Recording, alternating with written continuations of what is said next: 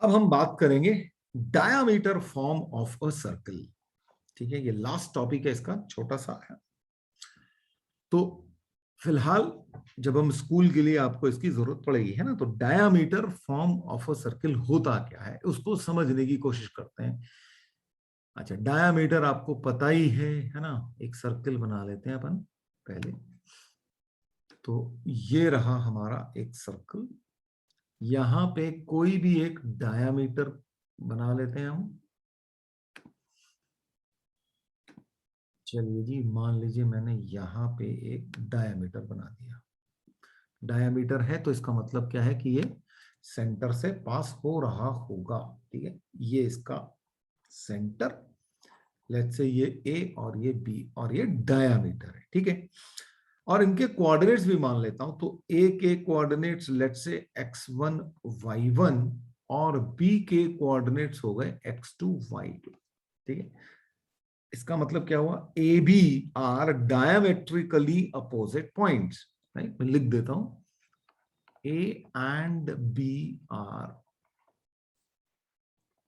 Diametrically opposite point.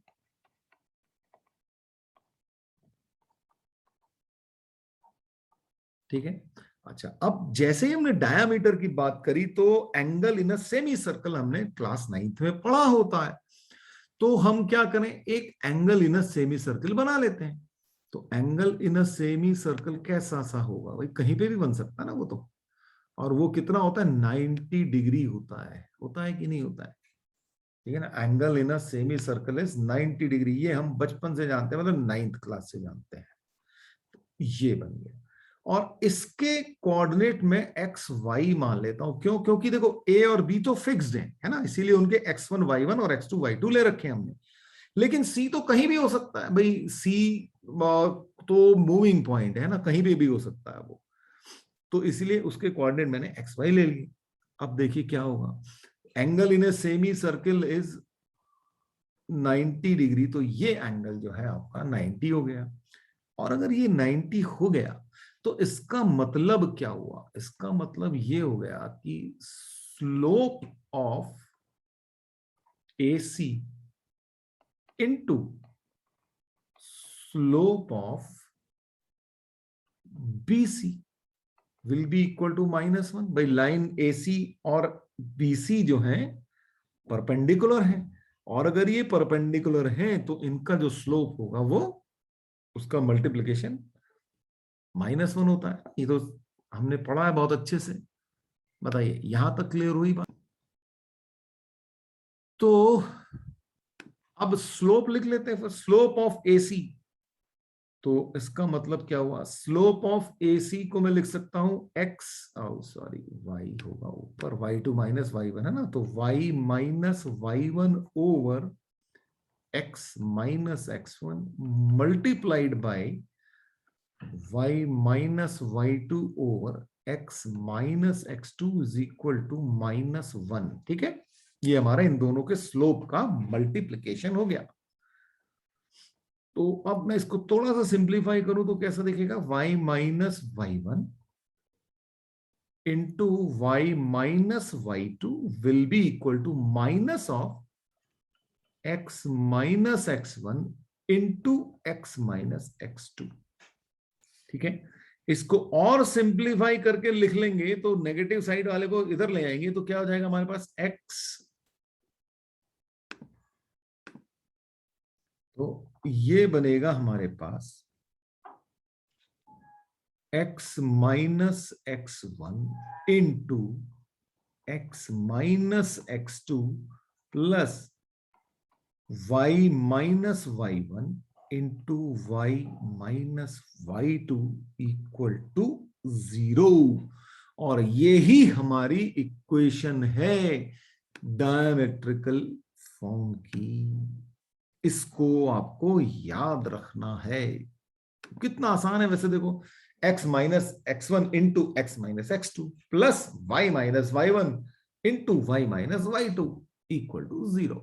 तो ये आपका diameter form of a circle होता है। सिंपल सा question, find the equation of a circle the coordinates of whose diameter are -2, 3 and 6, -2। मान लीजिए ये ले लिया मैंने, ठीक है। तो अब मुझे सबसे पहले क्या करना होगा, मुझे डायमीटर फॉर्म की इक्वेशन याद होनी चाहिए। तो मैं सबसे पहले लेकिन क्या लिखता हूँ, इनको x1 y1 और x2 y2 लिख लेता हूँ, ताकि मुझे याद रहे कि भाई क्या करना है ना। तो इसको लिख लिया x1 y1 और इसको लिख लिया x2 y2। अब इसके बाद मुझे डायमेट्रिक फॉर्म की इक्वेशन लिख लेनी चाहिए दोबारा से, ताकि मुझे याद रहे, मतलब मुझे तो याद है, आप लोगों को याद रहे। x minus x1 x minus x2 plus y minus y1 into y minus y2 equal to 0। बस रख दो वैल्यू। तो x प्लस 2 हो जाएगा ये, इंटू x माइनस 6 हो जाएगा, plus y minus 3 into y plus 2 equal to 0। ठीक है, x1 y1 और x2 y2 की वैल्यू रख दी इक्वेशन के अंदर, आंसर आ गया। उसको आप सिंप्लीफाई कर सकते हो, मतलब इसमें मैं नहीं करूंगा, आप लोग बड़े आराम से कर सकते हैं। बताइए, क्लियर हो गई बात? Find the equation of the circle drawn on the intercept made by the line 2x plus 3y equal to 6 between the coordinate axis as diameter। ठीक, अब कहना क्या चाहता है, सबसे पहले तो वही खेल वही है, ज्योमेट्री में समझना है कि कहना क्या चाहता है। कहना ये चाहता है कि भाई ये हमारे कोऑर्डिनेट एक्सिस हैं, यहां पे एक लाइन खींची गई है। ठीक है, मैं समझाने के लिए बता रहा हूँ, लाइन तो कहीं भी हो सकती है ना, ये लाइन खींच दी गई है। लाइन की इक्वेशन है 2x plus 3y equal to 6। ठीक है, 2x plus 3y equal to 6। अब ये जो इंटरसेप्ट बना है इसने, ये और ये, ठीक है, क्या नहीं के, ये ओ ए और ओ बी हमारे इंटरसेप्ट है ना। drawn on the intercept made by the line between the coordinate axis as diameter, यानी कि A और B को डायामीटर मान के जो सर्किल बनने वाला है उसकी इक्वेशन आपको बतानी है। अब भाई देखो, अगर A और B डायामीटर हैं तो ऑब्वियसली क्यों है, क्योंकि ये जो है ये 90 डिग्री बैठा हुआ है आपके पास। तो जैसे ही आपको 90 डिग्री दिखे, आपके दिमाग में तुरंत घंटी बजनी चाहिए कि ओके, ये तो डायमेट्रिकल इक्वेशन की बात पूछ रहा है सर्किल की। क्यों, जरूरी नहीं है ना, अभी तो आपको पता है हम डायमीटर इक्वेशन की बात कर रहे हैं, लेकिन जरूरी नहीं है ना कि हर बार बोलेगा आपको। तो आपको जैसे ही 90 डिग्री दिखे, आपको तुरंत समझ में आना चाहिए, अच्छा आप डायमेट्रिक फॉर्म लिखनी है। ठीक, तो अब भाई ए के कोऑर्डिनेट हम कैसे निकालते हैं, तो बहुत बचपन वाला सवाल है वैसे तो, है ना। ए पॉइंट पे y जो है 0 है, तो y इक्वल टू 0 रखूंगा तो 2x इज इक्वल टू 6 हो जाएगा, यानी कि x इज इक्वल टू 3 हो जाएगा। तो इसके कोऑर्डिनेट हो गए 3,0। अब b पे x 0 है, तो यहां पे मैं x 0 रखूंगा तो मेरे पास आ जाएगा 3y इक्वल टू 6, तो y इक्वल टू 2, यानी कि इसके जो कोऑर्डिनेट हो गए वो हो गए 0,2। अब मुझे ए और बी के कोऑर्डिनेट मिल चुके हैं, तो मैं डायमेट्रिकल फॉर्म में इसकी इक्वेशन लिख सकता हूं। फिर से आप लोगों को याद दिलाने के लिए इक्वेशन लिख रहा हूं, x minus x1 into x minus x2 plus y minus y1 into y minus y2 equal to 0। तो बन गया x, इसको मैं x1 y1 लिख देता हूं और इसको मैं x2 y2 लिख देता हूं। हमेशा लिख देना चाहिए कि क्या हो रहा है ना। तो x minus 3 into x minus 0 plus y minus 3, okay, y minus 0 into y minus 2 equal to 0, यानी कि x into x minus 3 plus y into y minus 2 equal to 0 बन गया।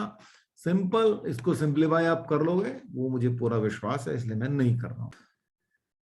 क्वेश्चन ये है कि find the equation of the circles drawn on the diagonals of the rectangle as its diameter whose sides are x equal to 6, x is equal to -3, y equal to 3 and y equal to -1। यानी कि ये rectangle की sides की equation दे रखी है आपको, ये आपको रेक्टेंगल की साइड्स की। तो इसका मतलब पहले तो आपको रेक्टेंगल बनाना पड़ेगा, या और फिर उस रेक्टेंगल के इंटरसेक्शन पॉइंट ढूंढने पड़ेंगे, यानी कि उसके वर्टेक्स ढूंढने पड़ेंगे, है ना। और वर्टेक्स ढूंढते ही तो आपको डायगोनल्स के मिल जाएंगे, और डायगोनल के मिलते ही वो डायमेट्रिकली अपोजिट पॉइंट हो जाएंगे, और वहां से आपको इक्वेशन बन जाएगी सर्कल की। सिंपल सा काम है, तो बनाते हैं, चलो भाई। तो क्या करें, पहले तो अपने कोऑर्डिनेट एक्सेस बना लेते हैं, फिर बात करेंगे कि कौन कहां गया, है ना। चलिए, ये हमारे कोऑर्डिनेट एक्सेस है। अब लाइन बनाना शुरू करते हैं भाई। x इक्वल टू 6, तो x इक्वल टू 6 लाइन कुछ ऐसी होगी, ठीक है। तो ये लाइन होगी आपकी x इक्वल टू 6, लिख देता हूं मैं इसमें, है ना। ये लाइन है x इक्वल टू 6, और उसके बाद x इज इक्वल टू -3, वो लाइन बना देता हूं। तो x इज इक्वल टू -3 कुछ ऐसी लाइन होगी यहां पे दूसरी साइड में। तो ये हो गई आपकी x इज इक्वल टू -3। अब मैं y इक्वल टू 3 बना देता हूं, तो y इक्वल टू 3 लाइन कुछ ऐसी होगी, ऐसी, ठीक है। तो इस लाइन का नाम हो गया y इक्वल टू 3, और फिर बनानी है y इक्वल टू -1, तो वो लाइन जो है कुछ ऐसी होगी, ठीक है।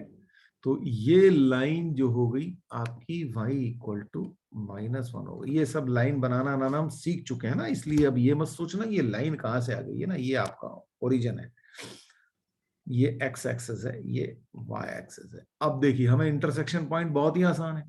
तो ये वाला पॉइंट अगर मैं लेट से इसको a बोल दूं, तो और इसको b बोल दूं, इसको c बोल दूं, तो इसको d बोल दूं, तो ये हमारा ABCD पॉइंट आपको मिल जाएंगे। तो a क्या है, किस किस का इंटरसेक्शन है, x इक्वल टू 6 और y इज इक्वल टू 3, तो यानी कि इसके कोऑर्डिनेट हो गए 6,3।